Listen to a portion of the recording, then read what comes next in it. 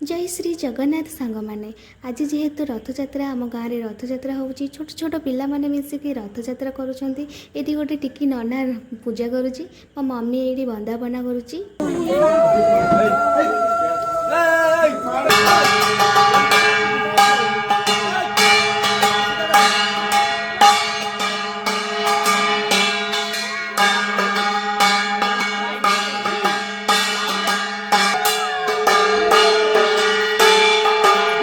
तापर ये छुआ मैंने भोग खाइबा माडगोल होती झगड़ा झाटी चलती तापर सब कार्य सरलापर आम ये श्री बलभद्र को तापर माँ सुभद्रा को तापर श्री जगन्नाथ को आम आनी स्थान में विराजमान करुचु।